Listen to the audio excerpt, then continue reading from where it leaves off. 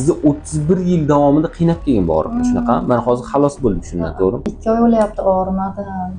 Yashasa ham bo'larkan-u deyapman-da. Assalomu alaykum azizlar. Mana bugun bizda ko'rikda migren amaliyotidan so'ng Andijondan Gulnoza opamiz, bemorimiz 31 yil davomida migren bosh og'riqlaridan aziyat chekib kelganlar. Amaliyotdan keyin bo'lsa, mana umuman og'riqlar yo'q. Podrobno o'zlaridan eshitamiz. Gulnoza opa shunaqami? Assalomu alaykum. Assalomu alaykum. Yana muborak. Yaxshisizmi? Shu 2 oy bo'ldi, alhamdulillah. Bir marta og'rimadim. O'zim yuribman. Jarohatlarim juda chiroyli bitdi. Yaxshi, umuman xalos bo'ldingiz migren og'riqlar, migren xurujlaridan, xalos bo'ldi. Sizni 31 yil davomida qiynab kelgan bu og'riqni, shunaqa. Men hozir xalos bo'ldim shundan, to'g'rimi?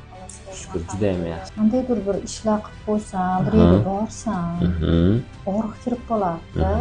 Shulardan men bezib qolganman. To'ylarga bora olmasmidingiz? Bosh og'rib qolarmidi? To'yga borib og'rib kelasdi. Hozir mana to'yga bordim.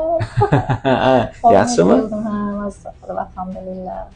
Og'riganda shu qorong'ilikka kirib ketib qolardim-da. Qorong'i kirib yotarmidingiz? Necha kunlab yotib qolardingiz? 4 kun. 4 kunlab. Kuchli og'riq. Yaxshi. Dorilarga shukr. Namozlarimda duo qilyapman. Rahmat. Instagram kuzatib layklar bosyapman. Shunaqami? Rahmat. Sog' bo'ling. Rahmat, sog' bo'ling. Yaxshi yuring. Xursandmiz juda ham. Migren amaliyotiga, migren xurujlaridan xalos bo'lishga ishonmaydigan bemorlarimiz yoki bir kollegalarimiz bor. Sizning fikringiz qanaqa? Nima degan bo'lardingiz? Men hozir migren bilan og'riydigan tanishlarim bor, tavsiya qilyapman.